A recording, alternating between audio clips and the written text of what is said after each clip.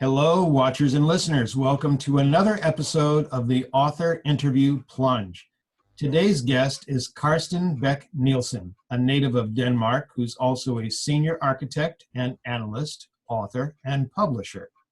If that weren't enough, Karsten is also a seasoned investor who describes himself as an IT nerd with detailed knowledge of the banking, pension, and investment industries. That knowledge has allowed him to become financially independent and has also given him a desire to help others reach their dreams as well. His latest book is Mind Your Money, and you can find it on Amazon, iTunes, and Kobo. You can find links to all those sites at the bottom of this interview page. Please welcome Karsten Bech Nielsen. Thank you. Karsten, how are you today? I'm pretty fine. Yeah. Shall we just get into the questions? Yeah, I think so. Very good. Your current book, Mind Your Money, is about improving finances, freedom, and opportunities. You write about growing up poor on a farm with lots of financial problems and having to learn to do things yourself. For example, how to fix the equipment and things like this gave you a good understanding of how important money is. Could you share your background and experiences that led you to write this book? Well, there's a lot of things that kind of made me think that this book needed to be written. I read a lot of different books about personal finance, and I feel that most of them are very, very narrowly focused at very few things. They do not cover everything, like the 360-degree view that I'm talking about. They do not cover from you earn your first money till you retire as a pensioner and how to figure everything out down the road. And they ignore things that are extremely important, that everyone who has been studying economics know is of extreme importance. And everyone who has been reading about how to handle finances in a business and so on, like I have, they completely miss that out. Like, for example, the first thing you need to figure out on your own is actually, where do you want to go? You need to make your own strategy. Figure out, where do I want to be in the future? Which goals do I aim at? If you don't know where you're going, it doesn't matter which direction you choose, right? Like, Yes. Who is it? I can't remember. It's an old Chinese who said that. Lao Tzu. Exactly. Yes. So you provide this 360-degree view, and you talk about knowing where you want to be in the future and setting your goals and aiming appropriately.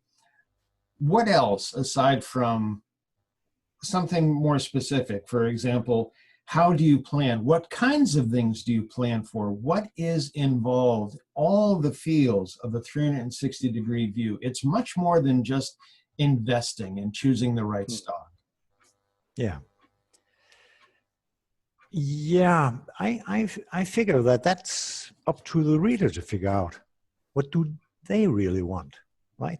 So you're absolutely right. I provide some examples, but they're nothing else than examples. You need to figure out, what do you want? How do you feel about your future? You said, how much do you need to put away for a financial buffer? I don't know. Do you have a new car that's covered by a guarantee or something like that? Or is it an old one where you have to pay for everything yourself? Mm-hmm. That would kind of give you an indicator of what might be needed, right?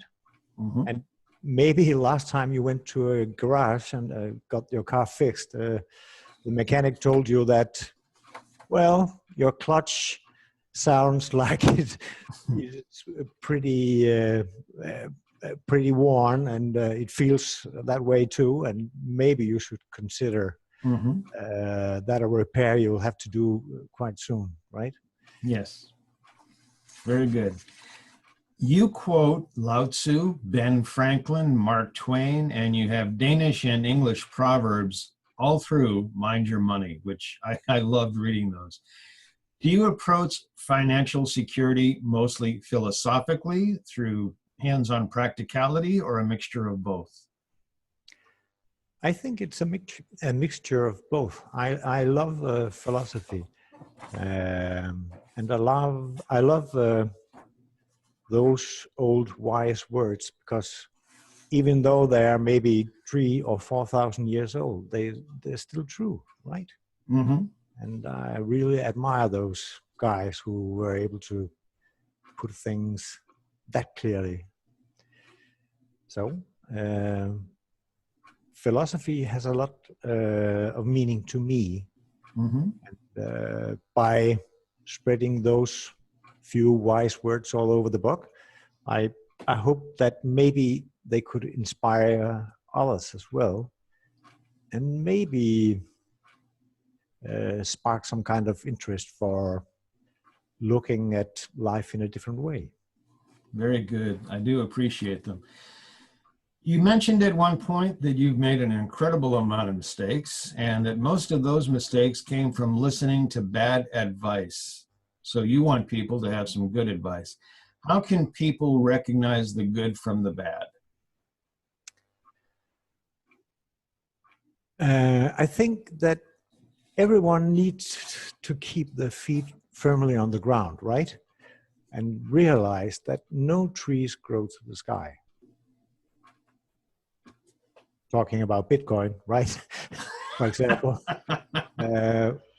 we know that tree is going to fall down at some time. Okay. I don't know when though, but I know for sure that it's going to happen. So your focus then is on stuff which is stable and enduring, rather than flash in the pan, fleeting. Exactly. You know, here today, and we can't trust it for tomorrow. No, and I want people to think about, for example, if a smart salesman selling some kind of project comes around and tell you, if you invest in this or that, you're going to make a fortune and so on. You should be aware that that salesman is probably gone before the shit hits the fan. Okay, very good. So we shouldn't buy any swampland in Florida, as they say. Exactly. Very good. Sorry, Dutch tulips. Oh, tulips, okay. You write the content of this book is the sole expression and opinion of its author, who is not a licensed investment advisor. But your book covers, as we said earlier, quite a broad spectrum, not just investing. Why should people pay attention to your advice? What do you bring to this discussion that nobody else has brought? Well, what I think is, or at least what I've tried to achieve, is to make, as I told you, a 360-degree view on personal finance, on your money, right?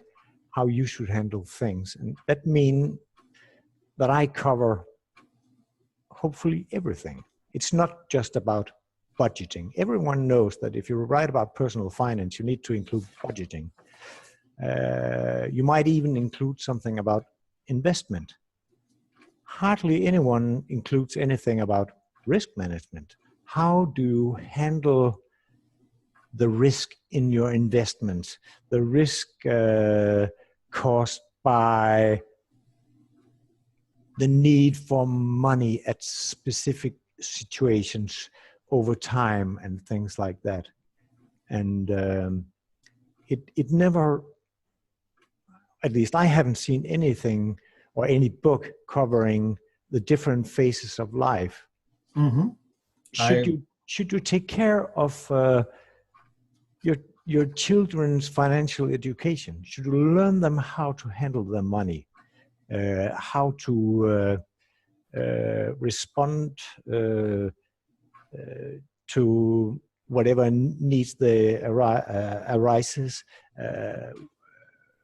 with care and thought, and maybe budget for what you need to do in the future, the Christmas coming or whatever. Mm-hmm. So there's a lot of areas that I find that most books leave completely unattended. For example, strategy, which was exactly what we started with talking about. What is the strategy for your life? Where do you want to go? Mm-hmm. I haven't seen anyone include that ever. I haven't either. You talk about your children. You talk about educating children. A lot of Mind Your Money, your book, Mind Your Money, is about planning and setting goals. So dealing with children, how young should people start planning and setting goals? Is it ever too soon? And how do you educate the young to plan and set goals? There are some suggestions in the book. I think I think as soon as they got at least some kind of understanding for the concept of money, then you can start. And there's a lot of ways to do it. That will, of course, depend on what your opinion would be. What would you like to learn them? For example, I think I included the story about the 3 different piggybacks: one for spending, one for saving, one for charity. Right? Do you want to get your children? Do you want them to be aware of the poor people and people in need, and do you want them to care? And you can influence them. So, actually, what I'm saying is, you need to do something if you want them to grow up in your image. It won't happen by itself. So I think actually you offer a chart in the planning and realizing your objectives section of Mind Your Money. The y-axis about goals and implementing them. The x-axis is savings and loan and income and costs. And I noticed when I was reading, you put hard numbers in there. For example, transferring $1,100 to a savings account each month. I know from talking with people that sometimes when people see a hard number like $1,100, and actually it doesn't matter the size, it's the fact that it's a specific amount, that can throw people off. Maybe they can't afford it. Maybe they think, their planning doesn't go that way. They shouldn't. Well, that's the point. They need to figure out what are their goals and how much are they willing to sacrifice to reach their goals. That's the important part. So it's more that they need to understand it's a percentage that they adhere to rather than here's the number. It could be a percentage. It could be a lot of things. What I tried to do, I can tell you that I started out with a completely different layout, and each of my beta readers told me that I needed to be very specific for people to understand exactly what I meant, and to make it clear and visual for them how they could do it. And these are it's just an example. You need to figure out how much do you want to, how much are you prepared to invest in your old age, a car, a house, small, big, who knows?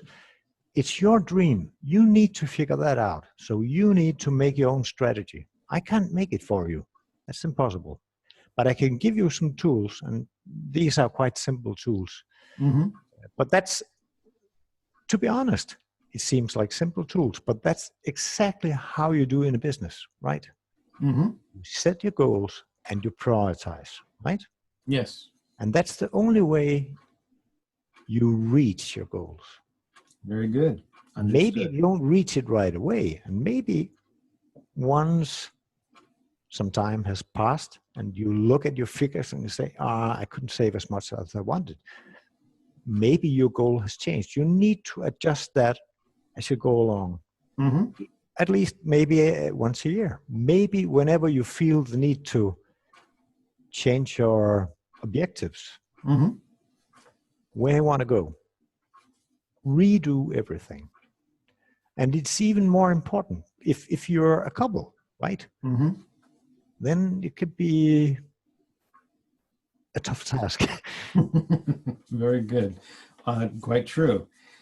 You mentioned earlier, you said almost as a curse, you said Bitcoin. I know several young people who are planning their financial futures around cybercurrencies such as Bitcoin.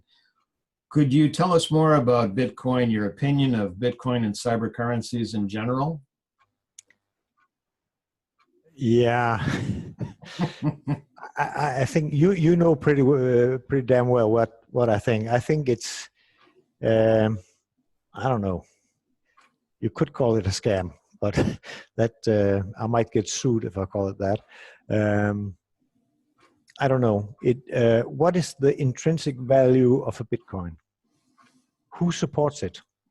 Who wants to buy it once the bubble is burst? What is it good for? You can't buy anything. The banks, at least here in Denmark, they say they don't want to have anything to do with it at all. China has banned it. I think it's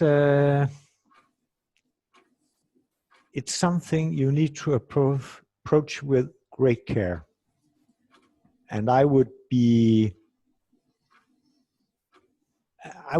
pretty sure that a lot of people, if they don't get out, they'll risk getting seriously burned.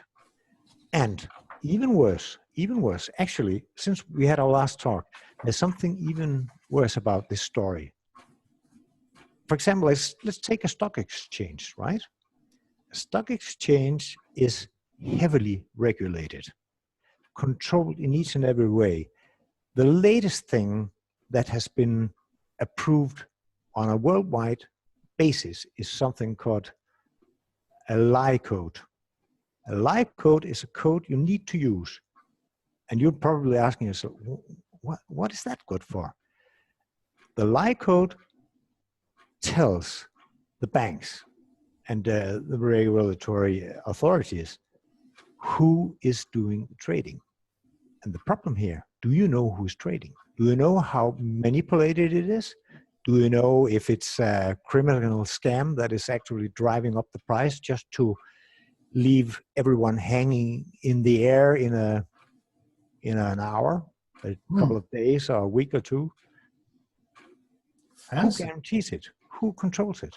I was unaware of that. Thanks for that information. That's okay. really scary, in my opinion.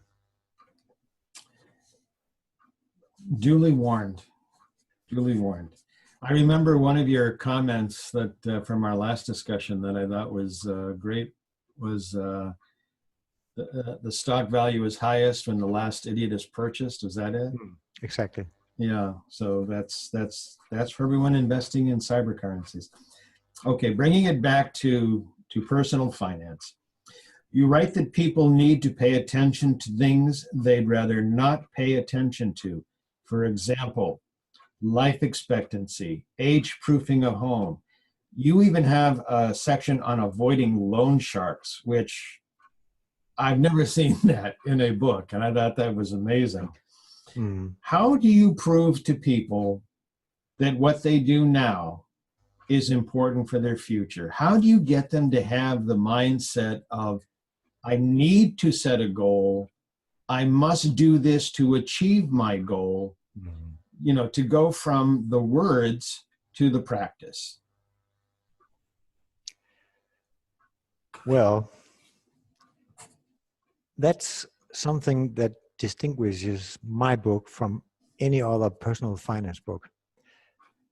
Most personal finance books contain like 80, 90, maybe 95% motivation or finger pointing. you are doing things wrong. You should.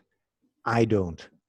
Because I realized if anyone buys that kind of book, right, you would expect them to be highly motivated, won't you?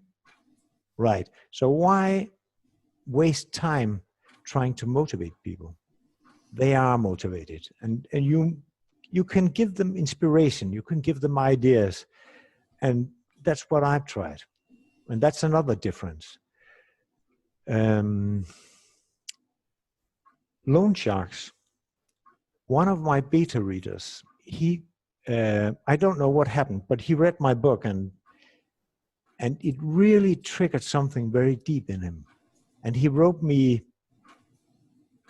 a letter that was almost as long as the book, telling me about his life, the terrible things that he had went through, what life had brought him, how it was to have nowhere to live, how it was to live under bridges, and how it was to fight your way back from that, and how life was for people that were so poor that they had no way to pay for a broken clutch or whatever is wrong with the car, if you even have a car.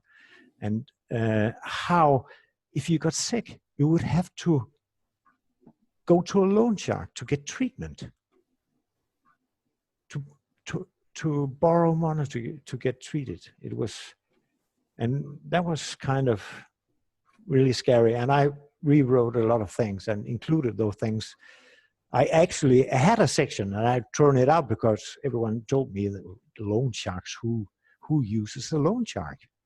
But actually there's a lot of people in the USA who does, which is pretty scary. Yes. And when I found about payday loans, found out about payday loans and things like that, that's even more scary because that's almost worse. Yeah, you were writing it's 390%. That's amazing to me.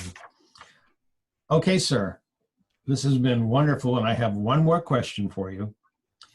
What question do you wish that someone would ask about you or your book, but nobody has? I don't know. I think we cover pretty much now, but there's a lot of other subjects that is covered, like risk management, economics, and things like that. That's other areas you do not normally see in a personal finance book. I talk a lot about risks and the risk of listening to bad advice, and I try to make people aware of where danger might be lurking, and I hope that it can benefit people. Thank you so much You're for welcome. your time, Karsten Bech Nielsen, and the book is Mind Your Money on Amazon, Kobo, and iTunes. Correct? Yep. Thank you so much again, sir. Yeah. Take care. Have a good day. Bye-bye. Thanks.